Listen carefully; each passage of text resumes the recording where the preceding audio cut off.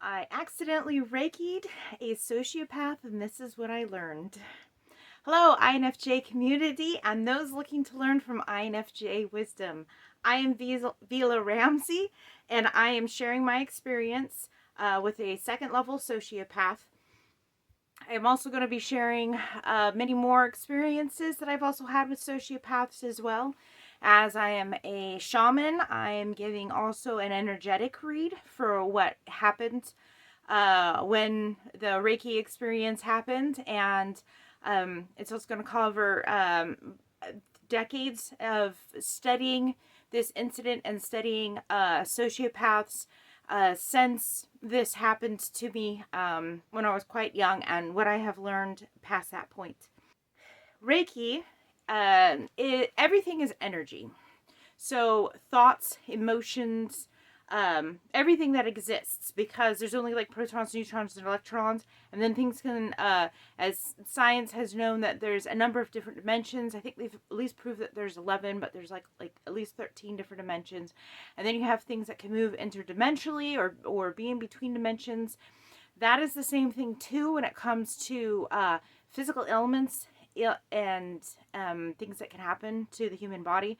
So in that, what I mean is that oftentimes something can happen emotionally or psychologically to a person, which then, yes, it does produce different chemicals and it can have a physical reaction inside of the body. But oftentimes this has an emotional imprint which happened initially before the physical symptoms of something show up. And what Reiki does is it takes those underlying emotional the energy, the underlying underneath it, and when you take the underlying energy underneath something, then it'll also then change the physical reality.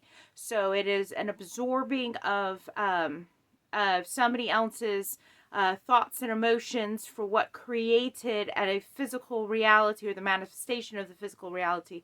And then when somebody does this, they're often then taking it upon themselves off of another person to heal it within themselves. It's a type of energy medicine. There's lots of different types of energy medicine. And by far, I highly do not recommend doing what it was that I did. As I said, it was an accident. I had no clue as to what I was doing for any of this. And yes, I also do know that sociopathy is considered more or less like it's a dissociative identity disorder. I'm a real huge fan of how, and it took me a while to learn how to do this, but so decades ago, when I first started learning about sociopathy, it was called sociopathy. So I'm going to refer to that a lot, and that's how it was that I became to understand the entire concept or certain things that were happening, and I'm going to add my concept to this. But Teal Swan, she is a person who I've gone to help for healing and more for understanding for the events, for what it was that I went through. Anytime there's trauma separates. Trauma and fear separates people from themselves. And just like is because they'll also have like people that'll have multiple personality disorder, which that's also considered a dissociative identity disorder. But that's basically what happens with inside every person. As Teal Swan says, that she hasn't met like a person that has less than like 22 dissociations within inside of themselves, because you have an inner child, you have a shadow feminine. Everybody has masculine and feminine energies, or a masculine and feminine part to themselves, which it is that I'm also going to go. We're going to much more further go over that in another video, for helping people to understand concepts, especially things dealing with trans people. And yes, very much so, I'm a person who believes in past lives because of a ton of things that have happened from past life experiences. That's more or less how this whole taking upon the Reiki experience of this sociopath happened was because of past life experiences that I had already had with this person. As Teal Swan has looked into the dark side of murderers and pedophiles in order to understand their nature and their wounds to help them to heal, I'm hoping that my experience of raking sociopathy and the perspective change that it was that I had, that this information will help other people to heal sociopaths and to have a better understanding as to how they function on the inside. Other things that it is that I've learned about fractionation as well is post-traumatic stress disorder for some people can cause it so you always really remember what it is that happened, and it's like you can't seem to let it out of your mind. Granted, there are things though too with memory issues that can arise, because as things that can be shown in multiple personality disorder is that a number of different memories, as the fractionation happens from the trauma, can be stuck into certain personality types. And so they'll handle in one person's own self, the division of the soul, they will handle the trauma to help other soul parts, like to protecting their child and that kind of thing too. And I was just reminded of, when it comes to fractionation too, one of my favorite shows for trying to explain people on stuff on fractionation, and it has to deal with the American Horror Story. It's a movie if you've ever seen it. It is about like colonial days and living on the prairie, where it is that there's this young girl who grows up, and she did not know that she had a dark father, in that when she became of age in order to get married and to start dating, he had obsessions over her, and she was the eldest child out of many. And then one day the father violently raped his daughter, and was hidden from his wife for everything that happened. And in the American Horror Story, they talk about then how there's this energy, this entity that torments and is totally documented, and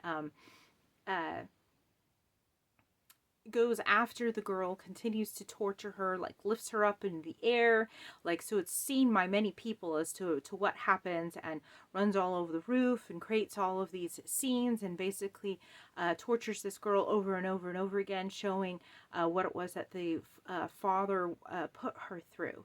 And that would actually be a fractionation of her soul that's so bad. And in part, this was also because of love of the mother, because you'll see at the end of that show that the mother finally understands that her husband, the dad, was the one who caused this fractionation issue in the daughter. And it'll show then the murderous intent of the daughter because of what it was that she went through, for how horrible it was that she was treated. And so the mother then looks away when the daughter goes in to while her father's sleeping, in order to kill him. And then basically at that, it was like an entity is the one that gets blamed for the father's death. Fractionation can also cause major issues with memory, and this can then also be seen in sociopaths and narcissists. It's definitely not like somebody who has dementia. That would definitely be a different kind of memory issue, but they do definitely have memory issues. They try to block themselves away from seeing what it is that they might be doing wrong, as they're trying to have a perception, like narcissists. They want to have a perception that they're doing everything right, they're okay, they're the correct ones, that they've, granted, generally speaking, a lot of really horrible things have happened to these people, which is one of the reasons why it is that, just like in the American Horror Story, the girl there, she didn't remember what had happened. She didn't remember being raped by her father, even though this other that other entity, it did, and it kept trying to show it and bring it over and over again, for in part integrating it to the other half of herself, to make it so the mother could understand. It can be kind of like that too with narcissists and sociopaths, is that they'll have another part of themselves that's trying to protect themselves or show others what happened. So just like in the girl in American Horror Story, how it is that the other half of her being basically harmed her over and over and over again. That can be the same thing too with what happens with sociopaths and narcissists, is what happened to them and what caused them to become what they are, is that they're basically trying to create understanding and make somebody else like understand what happened, as they're displaying their fractionation, their traumas over and over again to other people. So, but I'm going to get more into that here in just a moment. First, I would like to explain how I got myself into this situation. Spiritually, psychologically, and through my own family traumas. So I was hired, I know it might sound sort of weird. I was hired spiritually to help this family get past their spiritual family traumas. So as they have noted, and science has noted too, that trauma can go on for generations. So you're looking at like 7 generations after something happens, where the trauma can still stay in the DNA. This is stuff that more or less gets stuck into things like epigenetics, where betrayal, narcissism, and empath dynamics, they can get stuck onto the DNA. People who are in war, and a number of horrible things, that if the parent doesn't deal with it, the child gets stuck dealing with it later, and or the subsequent descendants, until certain things get taken care of. That is where I came into play. I'm a what would be a family line breaker, trauma breaker, for being able to help this family line to move on. So basically being able to see and being willing to actually face the darkness of these traumas, to remove them off the genetic line, so that way future generations can live happily and healthily. And so that is what it is that I am doing. So so first off, I started off with massive fractionation for myself. That's going to also be a story for another day, as I was also contracted out not only to help this family, but I've got a number of spiritual contracts for goals to get done. But because of demonic possession that somebody else has on them, which is also things that can happen lifetime after lifetime. They said total reincarnation person here. I was also contracted out in order to help remove demonic possession off of another individual. And so because of that, I already have massive multiple personality fractionation on my soul, for the purpose of removing demonic possession, which is a group project. This is not something that it is that I came up with by myself or could do by myself, because of the fractionation of my own soul. That made it so I'm lacking a severe number of spiritual gifts and understanding for things. So it's like I get partial remembrances of things, and a lot of it, it's like I'm having to just intellectually understand, because outside of a number of strange experiences, which will also be another video for another time. I've had some fun. So, but yeah, outside of, cause yeah, my mother, she has narcissistic issues. My dad, he had brain damage. So he was, fell down multiple flights of stairs when he was 2 years old, which caused brain damage. And then his parents just continued to cause more brain damage by beating him because he couldn't speak. And so there is a massive abusive issues there. So and he's then very difficult to figure out, to get past all of the brain damage that he had. He had a lot of issues with communication, and so between my two parents, I actually, on a spiritual basis, actually show up as being basically without parents. So I have severe abandonment issues, but also then I show up as being an orphan, interestingly enough. So yeah, so you could put sociopaths more or less into the same category, is that they're, even if they have parents, that a lot of things for which it was that they needed to be protected from, even from their own parents, as sociopathy is oftentimes, definitely oftentimes, as pedophilia can also be too. These are generational traumas. These are things that are passed down from parent to child for things that were happening. And so my energetic state needed to be at the same energetic state as not only that of sociopaths, but also to remove somebody from demonic possession. So as far as how energetically all of these people line up to each other. So I'm also explaining this to if there were any sociopaths who would actually want to watch this, so that way they could get some sort of understanding about themselves or their own psychology or where it is that they're put at, or why a number of other people relates, at times narcissists and sociopaths and to demons. This would be why, in part. I mean, I'm going to get into this even more so for an explanation, but I'm just showing where it is that things started out from where I needed to be energetically in order to do the work that I was contracted out to do for this soul, or for this life's mission. Excuse me. I have been told that energetically I'm supposed to be 900,000 years old, and that I'm supposed to be a sixth dimensional wanderer. So I would be somebody who would be considered a very high level energy entity, but that would be the lowering that it is and I'm going to be going back up to this level in this lifetime. So I learn and move and go through things quickly for having to change vibrations. So psychologically, being in between a narcissistic mother, a brain damaged father, and 3 highly physically abusive and mentally and psychologically and everything for brothers, I was given no psychological training growing up, and then I was raised by the Catholic Church. So I had no clue on spiritual anything for a good portion of any of this, or to know anything about sociopaths or psychologists, or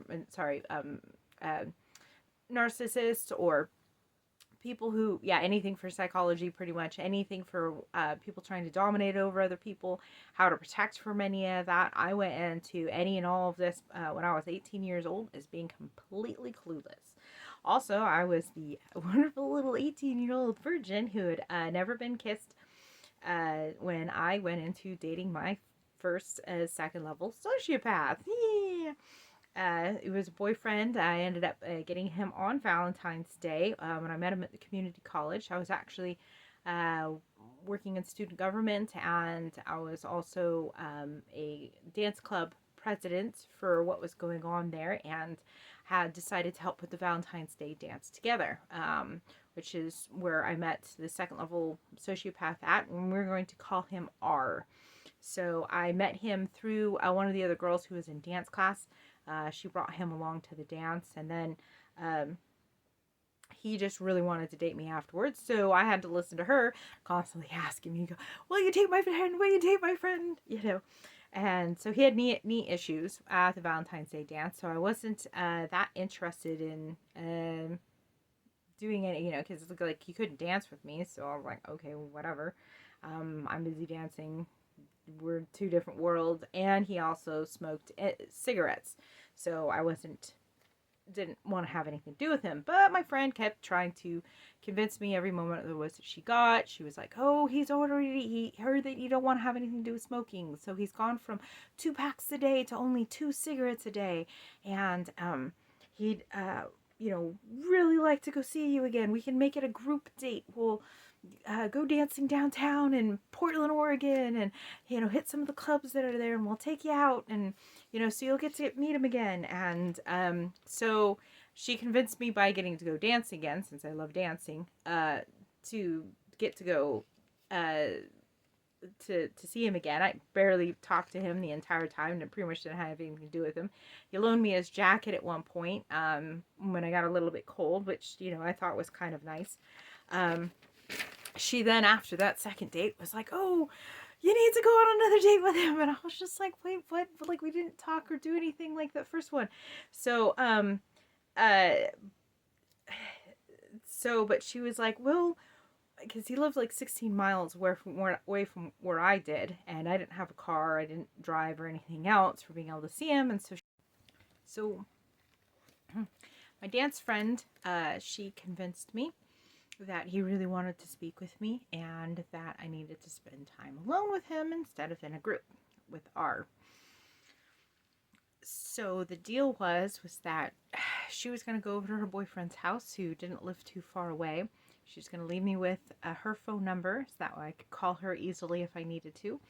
And that then I was going to go over to R's house by myself to speak with him for multiple hours. And if at any point in time I really wanted to get picked up and brought home because I didn't like it, then I wouldn't have to, but then I wouldn't have to hear anything about this anymore if we didn't get along with talking to each other. So I was like, okay, well, this will get you off my back. I'll do this because I'm tired of being hounded about you want me to go out with your friend.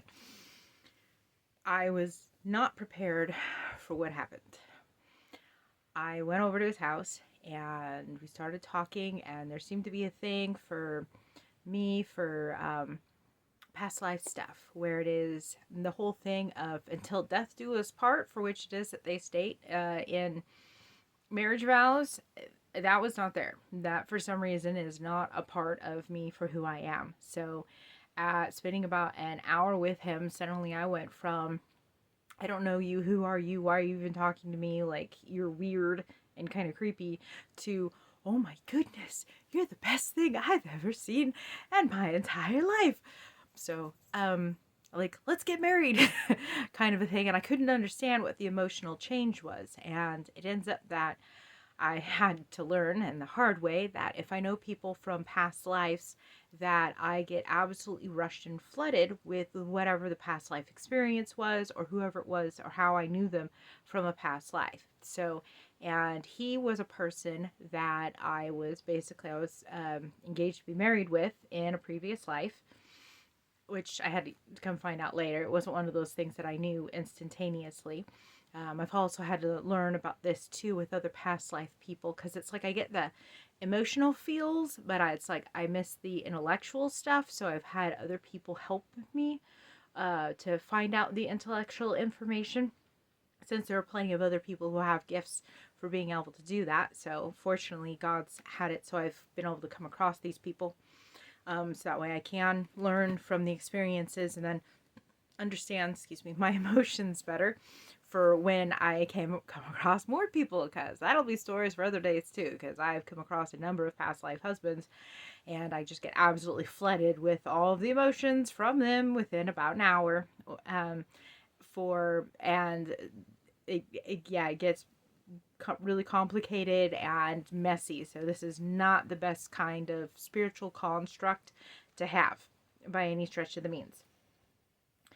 So he had remembered me from past life as well, even though for who he was as being a sociopath, which is one of the reasons why he was so insistent upon meeting me and getting to know me. One of the things I did want to point out is that the early Catholic Church and Judaism both had reincarnation in them. There's a lot of things for which it was they took reincarnation out because they wanted then to control people, to be like, this is your one and only shot, you don't have a get another chance, and or pay for your way to salvation. So it became unfortunately a business deal for if the whole thing on reincarnation for what it is that people did or did not do.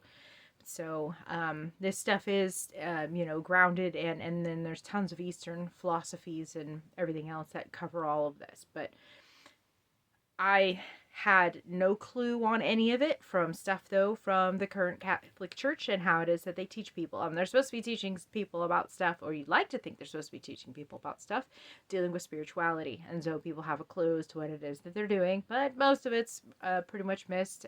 So if you're wanting to learn more, I would definitely suggest going to Eastern cultures for things. That way you can go over chakra systems, the whole chi meridian line. Like, there's tons of stuff to be able to learn, or how all that stuff works, but don't expect to be taught a good portion of any of this in church. Just like for other things too, where they'll talk about angels talking to people all the time in the Bible, but then they don't want to teach you how to talk with angels. And so that was part of the thing that I had to come across with doing was coming across people who can talk with angels, and then how do you know that things are correct, and what's the philosophy behind it all, so that way you have an intellectual gauge for if people are telling the truth or not. So it's more or less the all is one principle, as God as being infinite, which is something I'm going to go over on this a bit more as well, because that's actually extremely important for dealing with stuff for psychological manipulation, and or dealing with sociopaths, or how to tell if somebody is running a con in a number of different ways. Because if you don't have an appropriate foundation for where it is that your information comes from, then anything thereafter can be a complete con. And unless you actually think about it or go far enough to be able to find out that it's a con, then you're just, stuck living in lies, which, the truth is what's going to set you free. So those are not going to. So as it was that he remembered me from a past life, he could also tell that I was not the same person because of my current spiritual construct. So that really confused him, but it was stuff that he could tell. So at the time, while at school, while trying to date him, I was also taking, I was trying to, some people were like, were you trying to kill yourself? All right, so I was taking 21 credits in college. I had 3 part-time jobs. I was in 3 college clubs. I was rather putting in 90-hour work weeks. I was barely getting any sleep. And I was definitely burning the candle at both ends, as people can state. I was getting ready to go onto a trip to England. I got taken into an English history club, which was going to go to English and Wales. And R had asked me for a postcard to send him one while I was gone for 3 weeks in England. I didn't think that this was a huge deal whatsoever, so I was totally excited to be able to get him, a gift for something that it was that he wanted. A little bit before I went to England, though, people in the English History Club, they started telling me that he was a bad guy, and I had no idea what it was that they were talking about. When I got to go to Europe, I was telling people, I gotta give my boyfriend a postcard, and literally people were physically stopping me from going to get and sending him a postcard, and I was just like, why? Like, I mean, it's a totally simple, easy, it's not something that I can do again later, like at a later date if I'm not here in England to be able to send him a card from England. Why are you trying to stop me from sending him a postcard? But everybody, number of people, they all continuously tried to block me and to tell me, no, he is not a good person. Do not send him a card. And I was just absolutely shocked by this because I had no idea as to why. I did not realize that was in part a test for me to be able to see that he was a sociopath. Because different people, different levels, they'll do different things for testing, and depending upon what kind of sociopath, because you can have many different kind of people that have pathological issues, or socio issues for lack of emotions, which is more stuff I will get into in part 2 on this, because there's just way too much still here for part 1. But yeah, as I kept trying to get him a postcard, I kept getting blocked. There was only one spot for which it was that I was able to, where suddenly nobody was around and I was able to do something, which was inside of Shakespeare's house. So interestingly enough, one of the things they had there was a Midsummer Night Dream chess set, and I was like, oh, because he loves Shakespeare's plays, and he loves chess sets, and I was like, I'm gonna buy one. And so I did, and I was like 90 pounds and stuff to get it shipped to the US. And by the time I got done with my trip, because it was not too early on in the trip, but anyways, I sent that and had that shipped so that way I could get him a gift. So as I was basically killing myself with my workload before going to this trip to England, I was having a psychological mental breakdown, having 3 weeks away from my abusive family and abusive boyfriend, and the overworking schedule that it was that I was doing, just trying to, ignore and get stuff done and get through life. And so I started having major issues with deja vu, depression, massive stuff for anxiety, all kinds of things started popping out when I got to England and I got away from everybody and all that stuff, and just the horridness that was unfortunately my life before this point. Over a year previously, I decided to become a vegetarian, and I mostly did this because of ill information given to me by the school system. The school system was like, everybody needs to become vegetarians or we're all going to die from global warming because of the farts of the cows. Yeah, I've got stuff on that too. A lot of that's all absolute garbage and crap for science for all of that. But I become a vegetarian and hopes to help the planet, not realizing that that was not necessarily where I needed to be medically for what my health or anything else needed to, because they don't go over any of that in school. They don't tell you about finding out things personally for yourself or who you are or all the different kinds of medicines that there are out there, which is more stuff that it is I would like to go over in another video. But that brought a lot of family strife. It brought a lot of change. It brought a lot of thought. I had to work really hard at it and trying to do everything on that. It was very big strength, of willpower to be able to do any and all of that. So becoming a vegetarian, thinking, created a lot of strife and a lot of change. And I was not excited then about the thinking about strife and change. Granted, I was going, unfortunately, off of false premises because of the school system. So I was going off of things that I was lied to about for the conclusions that it was that I made. Because as I stated, anytime your foundations are incorrect, then the decisions you're often making after that are also incorrect as well. If you've thought about it and just aren't going by what your emotions tell you to do. But after becoming a vegetarian, I worked really hard then at really not thinking. I more or less wanted to be like the airheaded blonde and then not have to really apply myself. However, when I went on the trip to England, a number of the people there noticed, oh, wait, she has the ability to think. And I was like, oh no. And so they worked the entire rest of the 3 weeks to actually have me engage my brain to come up with logical conclusions based upon information it was that I was given. So then when I came home from England, I don't even know if I had a postcard. I might have bought something, but I didn't have one and I didn't send one to R. So I found out what it was going to be like to then suddenly be on the outside or the out crowd. Sometimes people call this kind of personality, like say a Dr. Jekyll, Mr. Hyde. As far as a sociopath goes, more or less you get the sweet, kind, caring, considerate person until you break rules, until somehow or another you somehow show that you are not deserving of being treated like a human being because you did not do as you were asked. And so now I was going to have to deal with that side of him and his personality.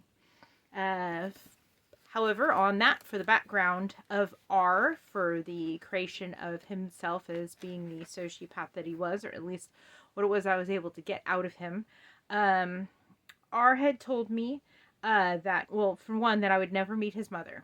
He told me that his mother had been a high-priced hooker, and he had told me that his biological father was one of the band members of the Eagles, which, it's like tick for tack. Was he just saying it to say it, or did he really mean it? I did try looking to see if he looked like any of the Eagles members, could be one of their children. He did not look like any of them as far as I could tell. So there's a potential chance that that's a lie or his mother lied to him on that. He never had a father or father figure growing up for anything. Let's see.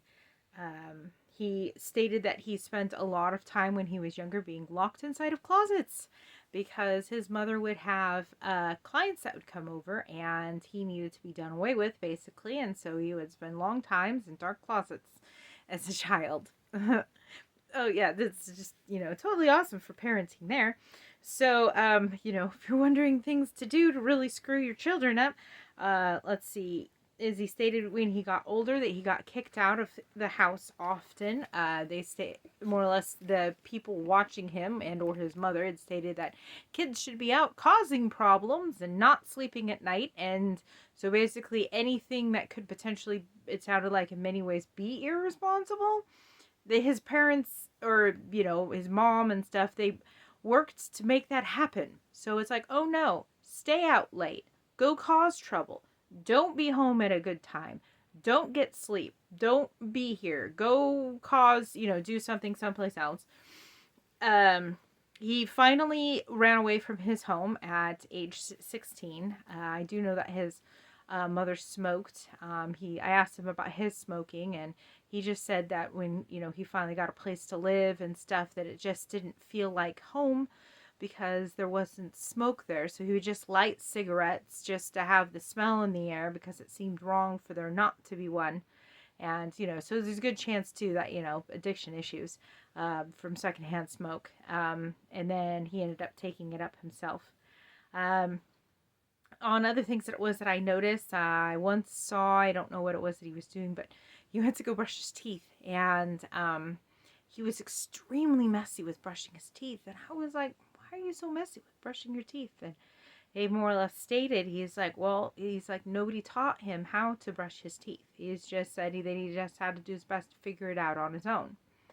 And then there was another time where I saw his pants, and they had poop stains all over it. And I was like, oh, that's kind of gross. And I was like, dude, where's your underwear?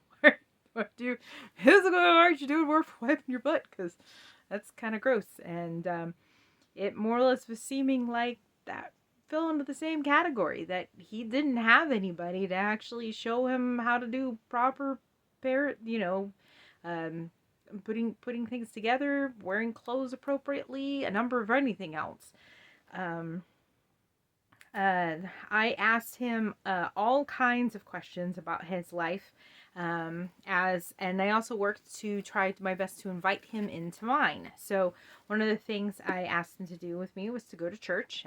So we ended up going to the grotto in Portland, Oregon, and then he started to teach me about what it was to be conned, and which I want to get into more in the second section of this. But he started to tell me about how it is that he felt as though there was a number of things that were extremely illogical, because that would be one of the things which sociopaths,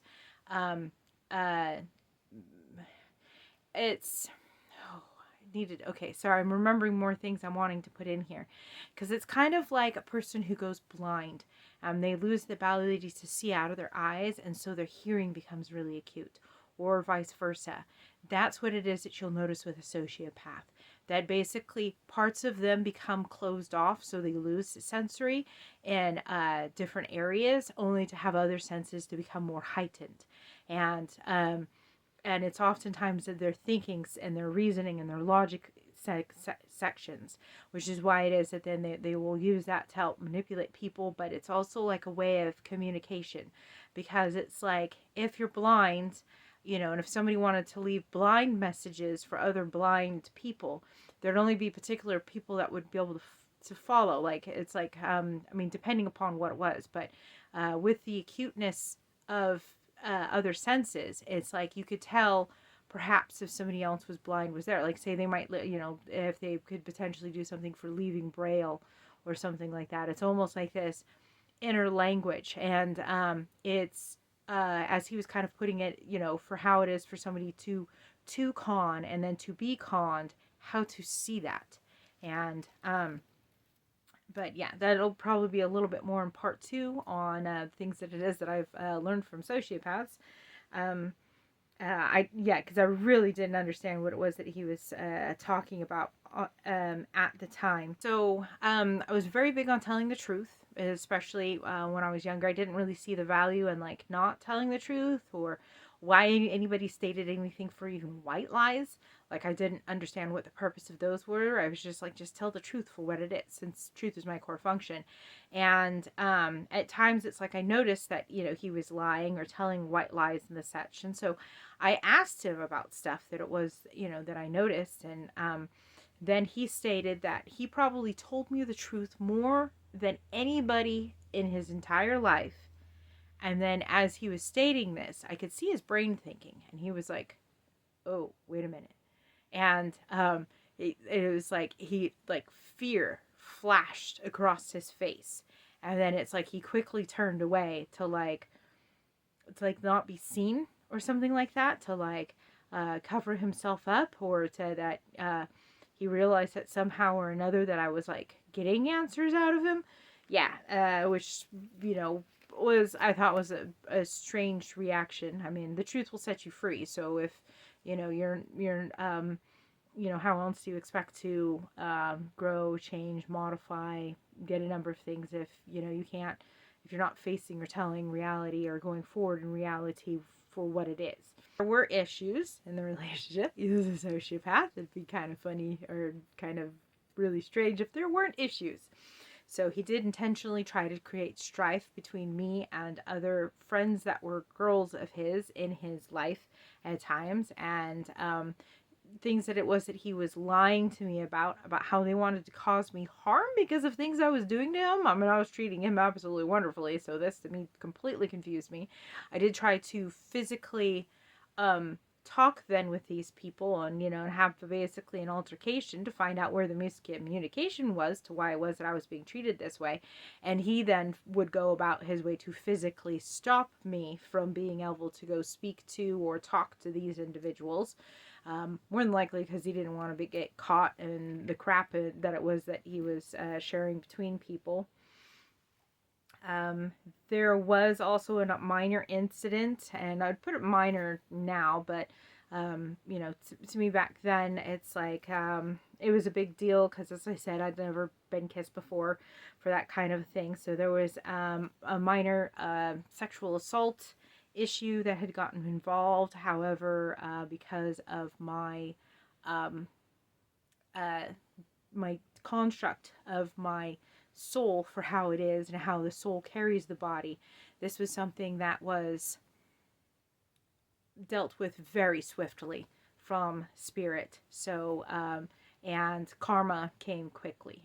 He basically peed blood for a week and no longer has the ability to even have children because of what happened. So karma deemed him to be unworthy of being able to do such things like that anymore, and that never there became an issue again. Yes, R did insult me at times. I unfortunately came from a household where I had 3 very abusive brothers who also regularly insulted me, so I didn't really see it as being super abnormal, I guess, in some ways. He would forget that I was supposed to go over to his house to come see him, which was very hurtful because it was a 16-mile bike ride, one direction for me to, so it would take me a while, and going from across from Washington over to Oregon in order to get to be with him. Also, he didn't understand his own cell phone plan at a particular point in time, and I didn't know anything about cell phones back then. So he didn't understand his cell phone plan and how long we were spending on the phone. His phone bill got out of hand, and then that all became my fault instead of there being appropriate boundaries for what was okay or what was not okay in the relationship, as far as, pain or hurt happening for financial reasons for things. I not having a cell phone and stuff for myself for long distance, I wrote him like a ton of letters. That was how I was going about communicating. But he decided that, everything was my fault for the cell phone bill, then constantly reminded me of that instead of taking responsibility for his actions. And I would tell him how much it was that I loved him, and he would tell me that he would rather have a friend that had the ability to give him $5 because $5 was worth more to him and was more useful for him than what my love would be. So those things were not fun. I asked him why it was he chose to date me, and it was because he had found out that I was fractionated on the inside. And so since he knew that he didn't have the ability to love correctly, he just assumed that I would not have the ability to love. And so he figured that if he, not loving me and being in a mutual unloving relationship would be equal, and so that would be okay to him. He told me that I was worth being with, even if he had no desire to actually put forth energy or effort. This really confused me. To me, love was super precious and important, and I always wanted to do my best to give my best to my partner. And I didn't understand why he didn't want to try or give me his best. And he would just say, and he's like, well, anything worth doing is worth doing poorly, even, just because it's worth doing. And it's just kind of like, well, you really, I'm a human being. You can't give me something more, and actually try harder or try better. I mean, it's kind of like if you were to go to a job and, you could do a job horribly and I guess then get paid if you just barely, do something for a job, but most people really like it if you actually do a better job for employment. Anyways, I mean, because you're with somebody, it's an employment, position. If somebody doesn't show up to be your boyfriend, like just somebody doesn't show up to work, then they don't get the job anymore. They don't get that position. They don't get to do that. So that's something else I think that Teal Swan, she also has spoken of. So that's where I've gotten that information from. But he was put into my life to be a catalyst. That's what I found out, for what God told me, for why he was there. He basically, after and going through stuff, and even before our relationship ended, I started hitting the books at the library for college, trying to find out anything and everything that I could for psychology, what was going on, why was this happening. I started taking classes on relationships, how to speak to people appropriately, to make certain that you're being respectful and understood well. So and I mean, I've spent decades trying to learn now how to do better stuff with relationships, which I am now on my twin flame journey. So I've gone from dating people that would be considered level 2 sociopaths to healing myself to moving on to a twin flame journey. So that is a lot of growth for one lifetime. Did then also work on trying to be a psych major. I started taking psychology classes, and worked on being a psych major at the University of Washington. I only just didn't get to one course, but I was spending a ton of time outside of class learning any and everything that I could on all kinds of psychology topics, and have continued now for decades that I had applied to be an expert witness in psychology for a court case happening in Del Norte County last year. During this time, while it was that I was dating him, and for everything for where I came from, I was diagnosed for having clinical depression. I was put on an antidepressant by a college clinician. I absolutely hated it, and I did not stay on it for long. I would rather have something for emotions instead of no emotions. So yeah, this was before the raking of the sociopathy. Because emotions are a huge communication tool, and it's something that's very necessary. And I would, so going, to help lead and to help guide me as to, what is wrong. It's like if you were to have a fire alarm that's going off, you're not supposed to be smashing the fire alarm or telling the fire alarm it's bad. You're supposed to find the fire and put it out. That's what your emotions are there for. That's that's and I had sociopaths and horribly abusive people in my life. So no, my emotions were extremely warranted, and that is when my life what needed to change, not to be put on an antidepressant. As my health was extremely poor during this time, I had the energy of death that, way poor. The energy of death, tall guy, cloak, black face, can't, wearing black, can't see what he looks like. Anyways, he kept following me around everywhere.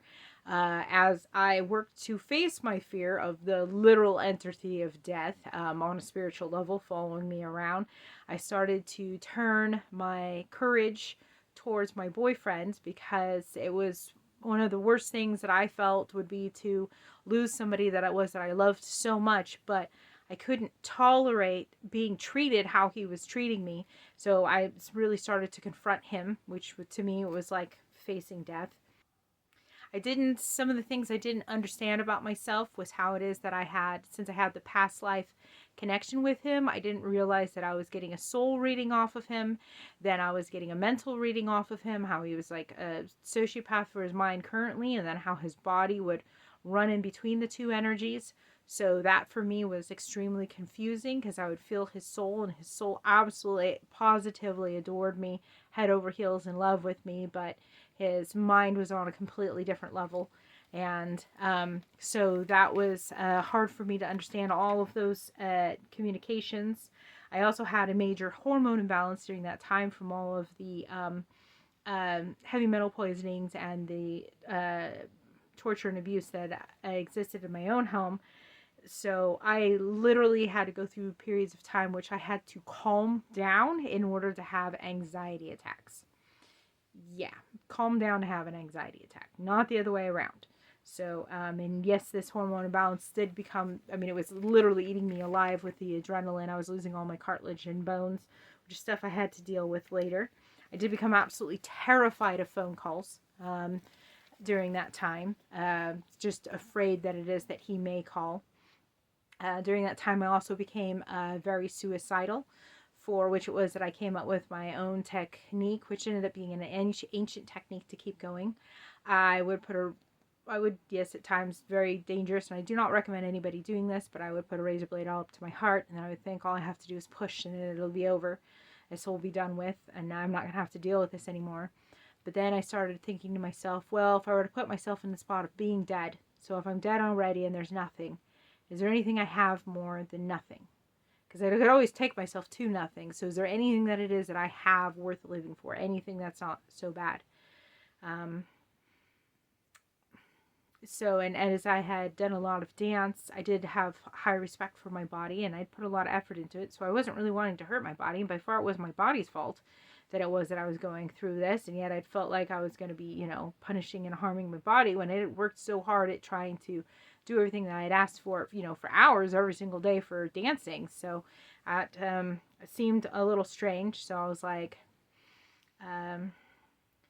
so things that helped to keep me alive was that I was really respected at my job. There was always a very nice and caring secretary there who always seemed to see me. And she had more of a mothering energy for me. And it made it really nice to go to work and for her to be there. And then I also thought to myself, too, that, well, if I ended it, then I'm not going to have any chance whatsoever of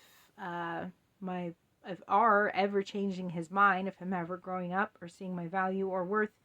And so if I end things now, then, if he was a couple of years down the road, like, maybe he might change or grow up or something then. And do I love him enough that I'd be willing to wait a couple of years to go through whatever to see if he changed his mind? Because I could always end stuff later. I didn't have to end stuff now. And so that's what kept me going for a while until things got better.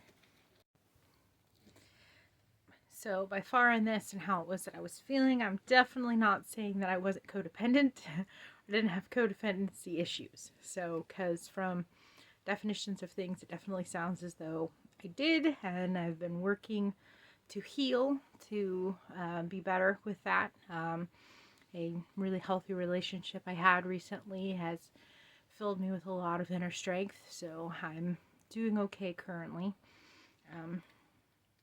with being single.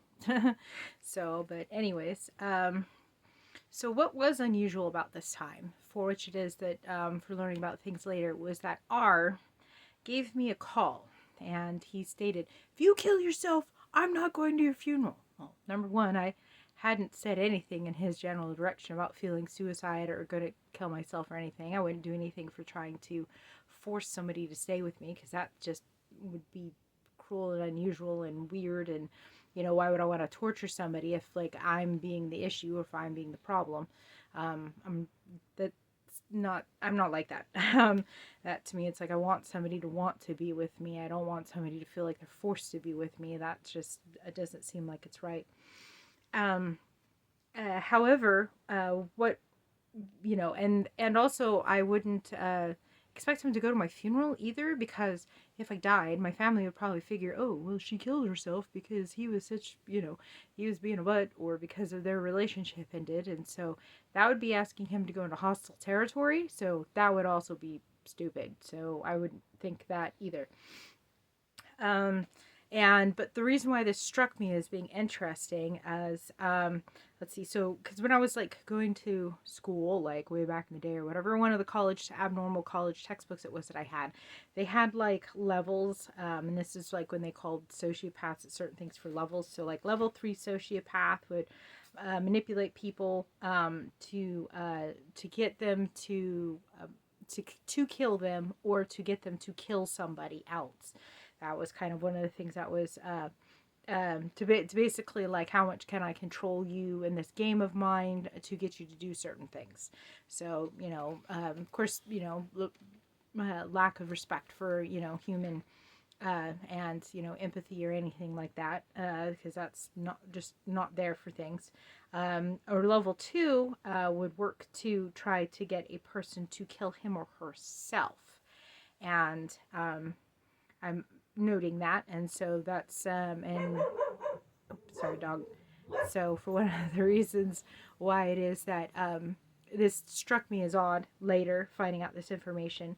And then for level 1 sociopaths, they had written in the book that ADD, or people with ADD who could be put on Ritalin, could get a lack of emotions and become a level 1 sociopath, or just a lack of emotions. For which it is, I'm going to have stuff to say about the whole thing for ADD, because I'm coming across information lately, and I would definitely go check out Teal Swan, and there's other people that are talking about how it's a adrenaline abuse issue, that it's being treated, so it should be malpractice, that for people to be put on Ritalin for it, because you need to be being treated for abuse, and for then your adrenals being permanently too high, because that would be where the excess energy comes from. And then the lack of attention is because your life sucks so badly that it is that you're not wanting to focus or actually think about it. Just as like for me, it's like I didn't want to think previously to a particular moment in time, because anyways, getting off topic, should go back to topic here. Okay.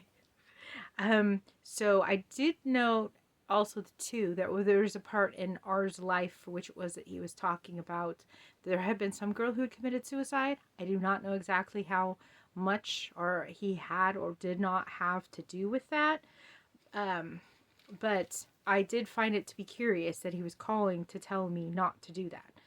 So, but okay. So the gift from England of the Shakespeare chess set, it took about 6 weeks after I arrived back for it to actually be in the mail. And sometimes I wonder too if like I kind of since some sociopaths, they can have a thing for like if you are to be treated as human or if you're not to be treated as human, and like what you will or won't do for them, or what you'll give them, or can you give them basic human respect for what they deem as being basic human respect, what they deem, not necessarily if you are or not, but what they deem. Because it was like Ryan was so upset because I didn't send him a postcard, yet as I kept telling him I was being physically blocked by people not to be able to do so. So to me, it's just kind of like there was no lack on my end for trying to get him actual respect. Yet, because I was not able to do something, and he wouldn't think that anybody, like, why would anybody stop somebody from giving somebody a postcard? So he viewed it as being that way, even though I had no intentions of it. However, it is one of those things that's like, does somebody have the ability to forgive you if you do screw up? Like, and then how badly, and then a number of other things, like, there's levels to different things, and and he showed a complete lack. So that it's definitely something that needs to be evaluated in a relationship. And it's like, however, then it's like I came at him and I had this chess set. So, I did think of him, and I gave him something that was like, infinitely times better than a postcard. And I wonder sometimes in that if, I kind of broke his psychology a little bit, because it's like, it wasn't playing the same game with the same type of person. So, and so I kind of really wondered if it was him telling me not to commit suicide, if that was actually a twisted way of him um, stating, that I am a person that was worth being alive and worth staying around, and, don't take yourself out. That if he had made some sort of way of making an inaccurate judgment call. And one of the other reasons why I also call him a level 2 sociopath would be from my experiences with other sociopaths later. So, and just my frame of reference for how I got to understand people. So, all right. So, for as far as the accidental Reiki left, wanted to explain that more. I don't know exactly what set me off, outside of that it was probably something for which it was that R was moving further away from me.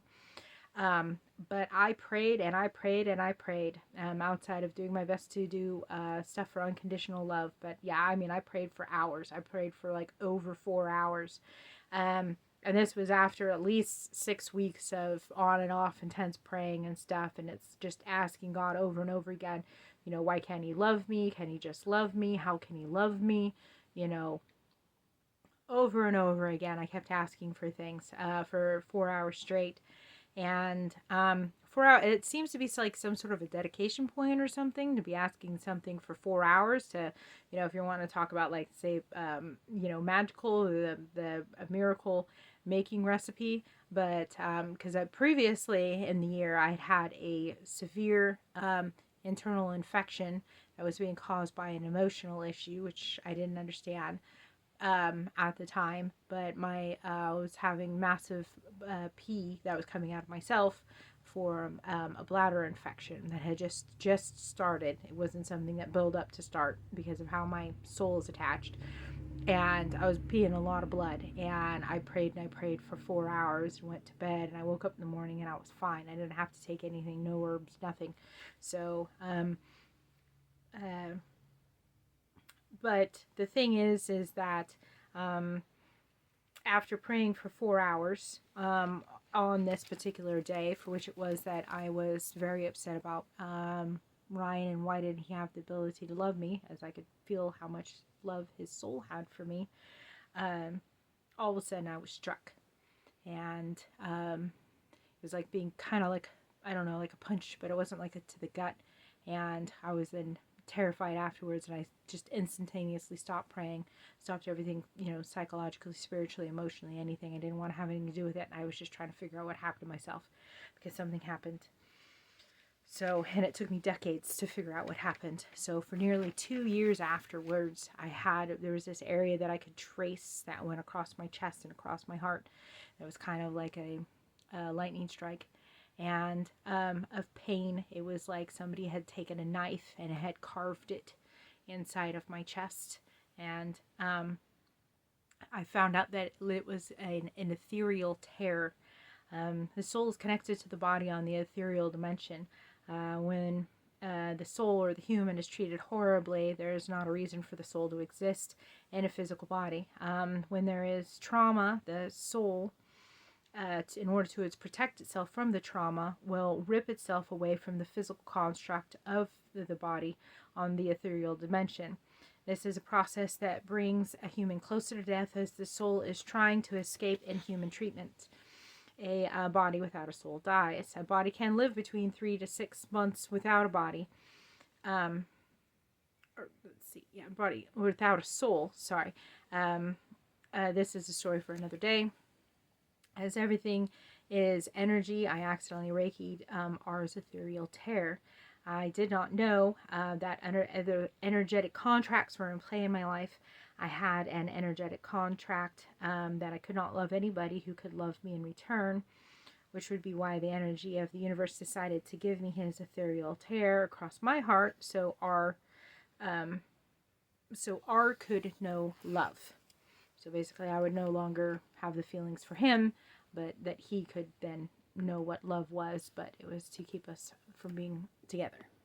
Ryan was so upset because I didn't send him a postcard, yet as I kept telling him I was being physically blocked by people not to be able to do so. So to me, it's just kind of like there was no lack on my end for trying to get him actual respect. Yet, because I was not able to do something, and he wouldn't think that anybody, like, why would anybody stop somebody from giving somebody a postcard? So he viewed it as being that way, even though I had no intentions of it. However, it is one of those things that's like, does somebody have the ability to forgive you if you do screw up? Like, and then how badly, and then a number of other things, like, there's levels to different things, and and he showed a complete lack. So that yeah, it's definitely something that needs to be evaluated in a relationship. And it's like, however, then it's like I came at him and I had this chess set. So, I did think of him and I gave him something that was like, infinitely times better than a postcard. And I wonder sometimes in that if, I kind of broke his psychology a little bit, because it's like, it wasn't playing the same game with the same type of person.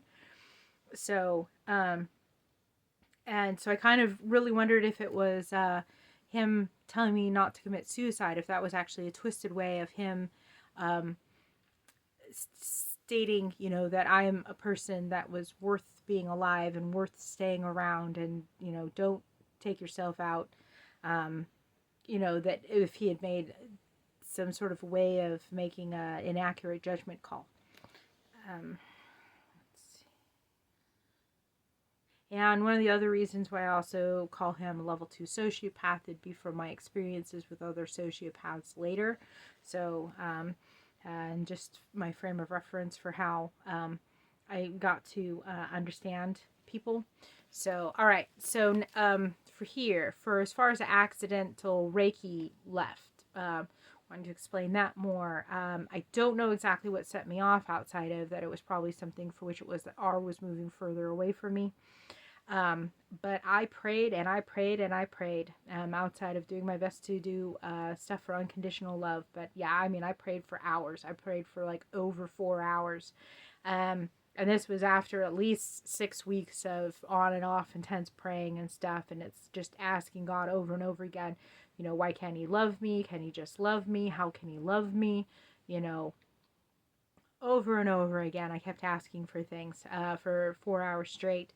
And 4 hours, it seems to be like some sort of a dedication point or something, to be asking something for 4 hours to, if you want to talk about, like, say, magical, the a miracle making recipe. But because previously in the year I had a severe internal infection that was being caused by an emotional issue, which I didn't understand at the time, but I was having massive pee that was coming out of myself for a bladder infection that had just started. It wasn't something that built up to start because of how my soul is attached. And I was peeing a lot of blood, and I prayed and I prayed for 4 hours and went to bed, and I woke up in the morning and I was fine. I didn't have to take anything, no herbs, nothing. So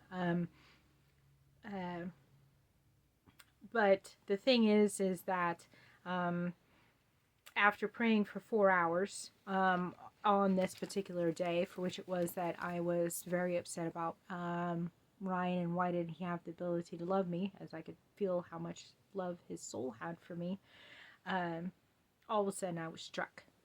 And it was like being kind of like, I don't know, like a punch, but it wasn't like to the gut.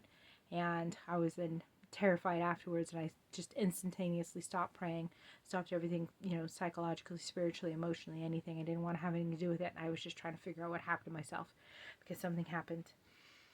So, and it took me decades to figure out what happened. So for nearly 2 years afterwards, there was this area that I could trace that went across my chest and across my heart. It was kind of like a lightning strike. And of pain, it was like somebody had taken a knife and had carved it inside of my chest. And I found out that it was an ethereal tear. The soul is connected to the body on the ethereal dimension. When the soul or the human is treated horribly, there is not a reason for the soul to exist in a physical body. When there is trauma, the soul, in order to protect itself from the trauma, will rip itself away from the physical construct of the body on the ethereal dimension. This is a process that brings a human closer to death as the soul is trying to escape inhuman treatment. A body without a soul dies. A body can live between 3 to 6 months without a body. Body without a soul. Sorry. This is a story for another day. As everything is energy, I accidentally Reiki'd R's ethereal tear. I did not know that other energetic contracts were in play in my life. I had an energetic contract that I could not love anybody who could love me in return, which would be why the energy of the universe decided to give me his ethereal tear across my heart, so R could know love. So basically, I would no longer have the feelings for him, but that he could then know what love was, but it was to keep us from being together. With this energetic tear that it was that I felt, I would describe it as being like an immediate feeling of post-traumatic stress disorder, and that would be on top of the spiritual issues and the family abuse and stuff that it was that I had already occurred previous to this. So it was definitely something that was massively noticed. There was a massive lack of emotional information that I was able to process. I already had philosophical principles and psychological ones from growing up with, being extremely emotional, empathetic person my entire life. So even though I didn't have then emotional input, that I knew what feeling emotions was like and what a lot of things, how a number of things related to each other because of the emotions I already previously had. So when I got this severe lack of emotions that were the stuff that wasn't coming when I was feeling very, very deadened on the inside, I didn't see any logical reason as to why I should change my perspective at all for with the all of the emotional intelligence that it was that I already had previously. So for how to treat people and be respectful. So I just was like, well, I'm just going to continue doing as I've always done, even if I don't have these feelings or this sensation or this emotion anymore. What I did have that came through emotionally was I had an extreme fear of R, which came with this ethereal tear. Yeah, so having this ethereal tear and then later understanding about how that basically that I had Reiki'd off of him allowed me to understand how it is that R had so much for emotional issues, as far as not being able to feel, because it's often stated that sociopaths have had their soul removed, which is simply, that's not true. I mean, I've met people who no longer have a soul and they only live for about 3 to 6 months. Another story for another time. And he still had his soul attached to him. However, it is like living in a sensory deprivation tank. So as I was talking earlier about, like, if your eyes are no longer there, then your ears and your other intelligence says heighten. I would say it's like the same thing for him. It's like the emotional, a lot of the emotions are suddenly gone because spiritual energy and the way the spirit likes to talk to a person a lot is through emotions. And so that was no longer there. And in a lot of ways, I mean, he still obviously got information in that it was that he knew of me from a past life, but it's not as much as what it's supposed to be by far. And so yeah, I was like a lot more living like in a sense of deprivation tank. And so that would be why it is that then they really work on having to read and understand people in other ways and so logically being able to see things, reading people from their physical cues and what it is that they're doing, instead of having a direct, more so of the empathy, sympathy, all of that kind of stuff, which then gets to be missing. So, but at this, sociopaths have a major spiritual wound, which is leading his or her towards death. I mean, their soul is ripping off of their body, so that life has sucked that badly that their soul does not want to be here, and then that is what it is that has created them for who they are, for what's needing to be fixed. As Teal Swan has stated in an interview about the pain of pedophiles, it is that they desire to be understood so badly, but there's no words in order for them to describe the level of pain and torture and stuff that is within inside of themselves. And so unfortunately, it's like they pass that along to somebody else to try to be understood, to have somebody else try to understand. And so it can be on the whole thing of hurt people. And sociopathy is a lot like that, because as I said, it's like ancestral traumas that it is that you get from your parents, along with narcissism and pedophilia, are things that can definitely go down into family lines. And however, it takes extreme bravery in order to be able to understand, to go inside, to find these pains, to learn how to heal things. I had to heal all kinds of stuff that that absolutely mortified and terrified me. So like one of my healing things had to do with my father and how monstrous it was that he became. But I had to find a spot of healing within myself, and that was realizing at one point he was a 2-year-old baby who got pushed down some flights of stairs and was treated absolutely horribly.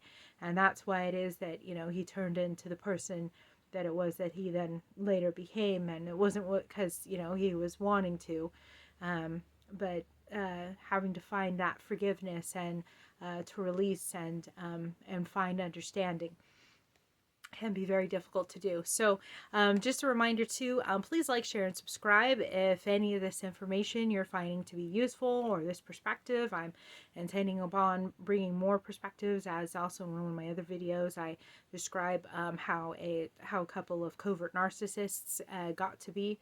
So and I'm looking to bring forth more information on a number of other psychological and medical topics. So but on this is continuing here. Abraham Hicks has an emotional scale for which she shows how a murderous intent can be part of the human healing scale and process. The goal would, of course, be to try to get it, even though, there might be a number of people that would deserve being murdered for how it is that they've treated people, to create like sociopaths and narcissists and stuff and the such. But we're trying to move people past the point of actually killing others, if at all possible, since that is not socially acceptable, to find healing. I do believe that there'd be potential for Mormon healing circles and other forms of energy healing to do what it was that I had done by accident, but in a more intentional way, for which it is that I took the initial wound and then healed it within myself. Now, I'm not recommending a number of people do that in that way, but something similar to that, to get a person past the point of feeling as though, and especially that of other people needing to die. I'm going to be going more into this into the second section when I come across and talk about more sociopathic experiences it is that I've had.